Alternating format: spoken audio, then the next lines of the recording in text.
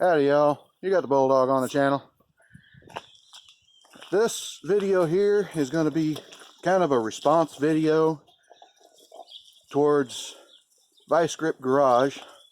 Last night I watched his C-50 revival kind of thing on his grandpa's truck, and yeah, I'm kind of a sentimental old fart too, and I wanted to talk to Derek on this. Now, last year, really early on in the year, I don't know when it was, but I flipped on the old YouTube and up popped a suggestion of a video.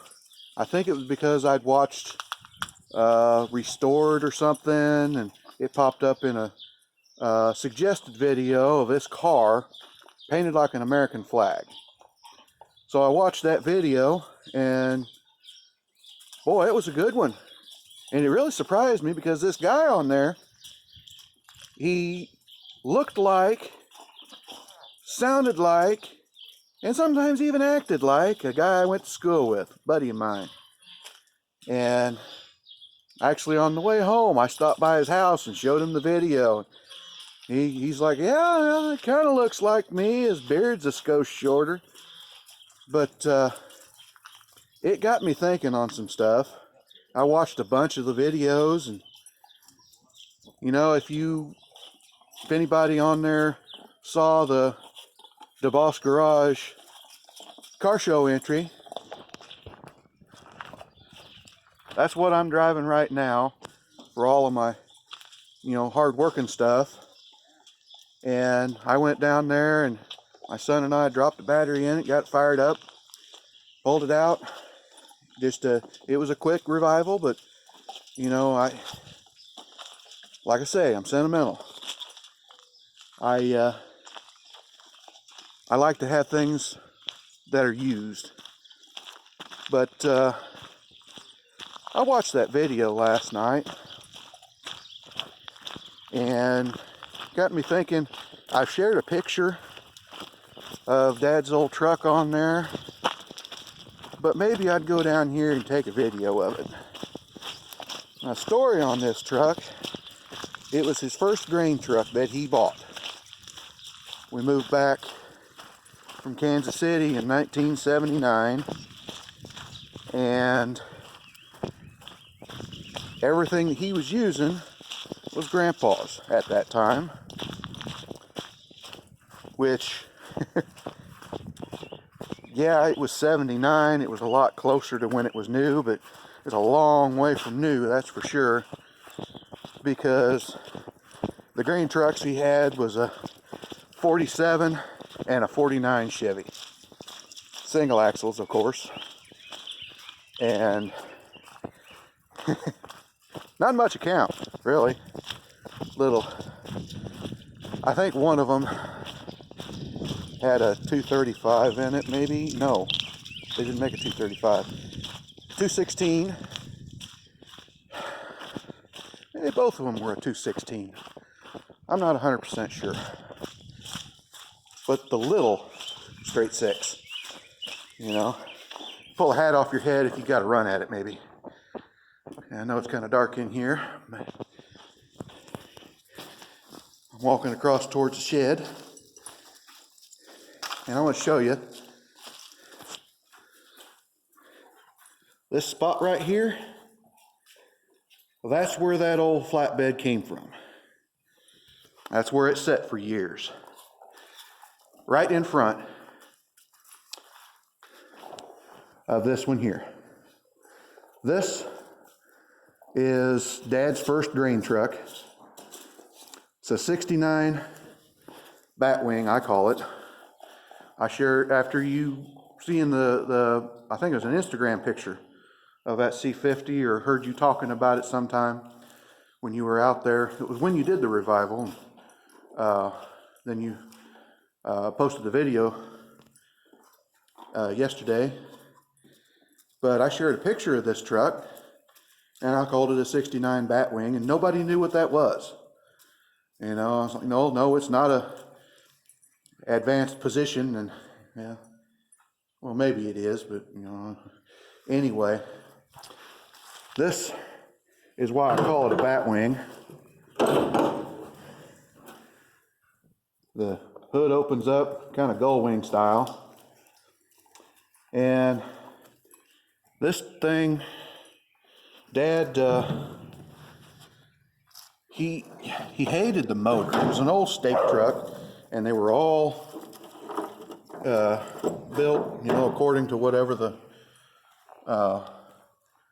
state wanted at the time, and it had a 305 big block V6. And Dad hated that motor. I mean, it didn't have any power.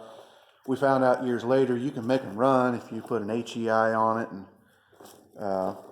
put a good Holly carb on it. I've only ever seen one that run good enough to blow up. This one would not run good enough to blow up. He come out of the big town over here with a load of bean meal one time, and it wouldn't run, so he just laid it on the floor all the way home.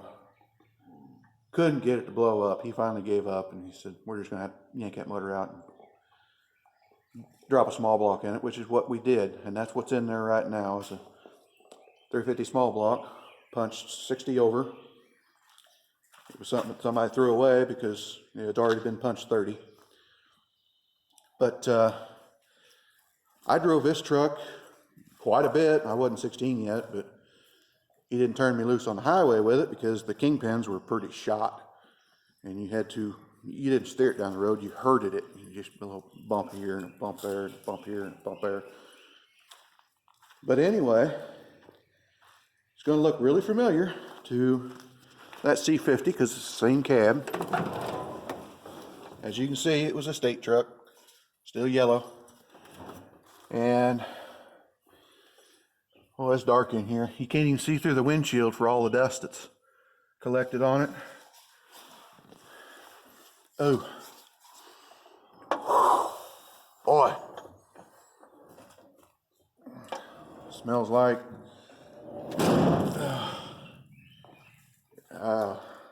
I don't know.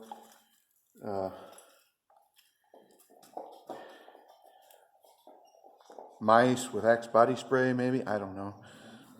But it's been headingerized. Here's your bed lift and drop. And we've got just a stop sticking up out of the floor somewhere. It's dark in here, you can't see it. So I'll show you. But since you can't see it, oh well. Here, it's over here up against this kid's mattress that's in her for some reason. There's a rubber strap up on the dash. You pull up on that and hook it, and that'll hold the PTO in. And we run this for many, many, many years. Dad bought it, and the bed itself, I don't know if he built it or if it was one that was already on there, but it was flatbed. And these sideboards here, see, there's no stake pockets, so I'm not exactly sure about the bed. But these sideboards here, they were the concrete forms off of my house. Dad built that house in '81, and he had all this plywood left over. So he built some of the interior walls in the house with it that were, you know, out there where you didn't see them, like in my garage and stuff.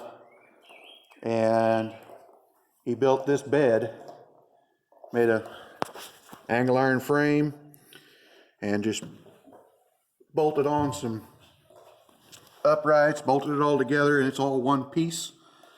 You don't take the sides off one at a time.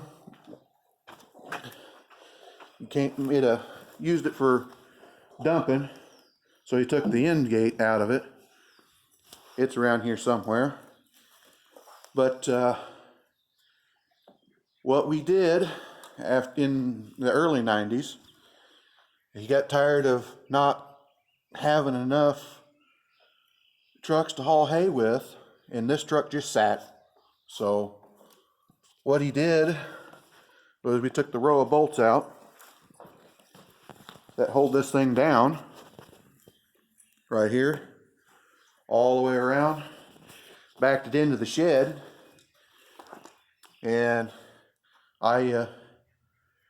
we took a come along, picked the back end up, chained it up into the rafter. Then we took the come along to the front and come alonged it up, and it just kind of dangled there and drove out from under it. And Dad welded this frame of well pipe around it, and we hauled hay with it.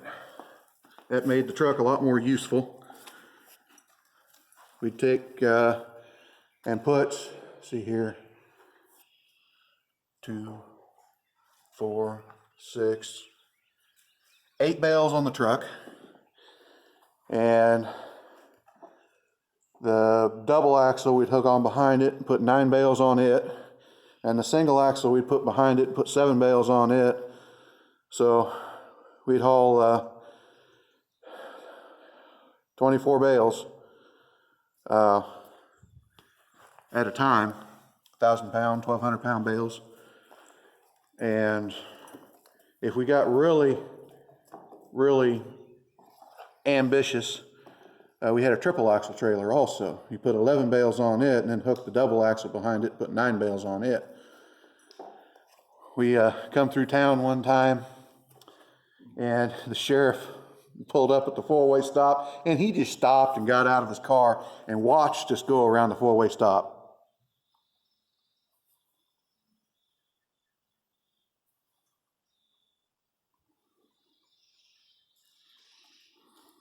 Most of them knew not to just don't bother him. Just, you know, don't worry about it. It's just Hettinger. Which was something I heard a lot when I was a kid. It's just Hettinger. Yeah. And then whenever I started hauling stuff, I would come in somewhere and they'd just go,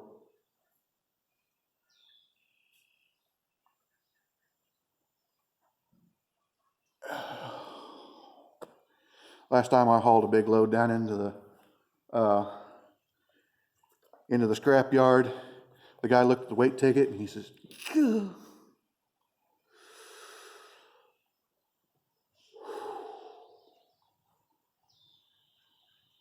That's just not safe.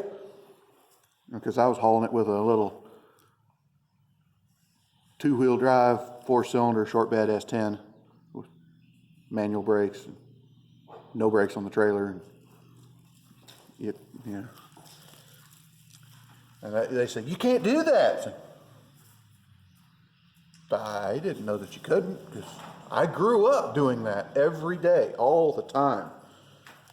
How do you stop that thing? You don't. This truck here has been parked mainly because you got a tandem axle.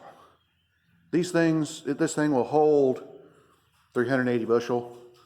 If you really load it, I think you got 400 on it one time. The corn was especially dry. And we got new good tires on it there all the way around, but the back brakes are down to steel, so they're going to be fixed. What I want to do, and I might make a video on this, I think I will, is we're going to revive this truck. And like I say, I'm sentimental. I'm always looking for something to do with the truck. You know, the bed is pretty decent. You know, it's got a wooden floor, but I can cover that. I'll find some old fuel tanks somewhere that are rusty on the inside. At an auction somewhere, you get one of them old tanks and you just split it down the center and roll it out and then drive on it a little bit and it'll flatten it out. And you just lay them on there and weld them on, cover up your wooden bed, and then it can kind of sit outside a little bit. But what I'm thinking about doing, it's going to make it long as a hay rope, but I'm thinking about trying to make a flatbed wrecker out of it. It's tall. I mean, these trucks from the 60s, they're up there. so it's going to be a little bit top heavy. But what I'm thinking about doing is putting like a dovetail going out the back a little bit, and then some swinging ramps that, you know, whoosh, swing out, and then you pick the bed up about 35-40 degrees, and with the dovetail sticking out the back a little bit, and then them ramps, you can get all the way to the ground and it's not too steep. And I'll put a great big old winch up in the front. I've got an old winch that you know, somebody it tore up and they didn't want to mess with it, went and bought a new one, and I'll see if I can fix it and mount it up on here. And we'll want to put the truck back into service, doing something. You know, it's right now it's sitting over cockeyed like that, but that's not because the tires are down.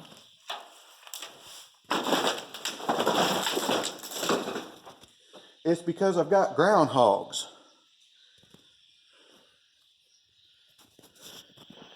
And they dug and undermined the truck until it collapsed their hull and fell down. If I get this thing going, I'm gonna have to rock it back and forth pretty hard to get it out. I'd like to be able to drive it out of here. At least this end is sitting on concrete. This is the location of our original barn. It was here, and it was here, I think, when my great-great-grandfather bought this place in 1903. And somebody put some wet hay in it or something, and it caught fire. But I just wanted to pop on here and do a little video of my future project, something that Derek might be able to get a kick out of. And you know, I like to save on things if there's something there to save. And these old trucks, there's usually something there to save. So we're going to get to it as soon as I'm able. I'm always busy doing something. So, but this was a kind of a wet, rainy day, and I really don't want to get started on one that's sitting out in the weather. But, you know, we'll have to get it dried out and get started on it. I'll make a video on it too.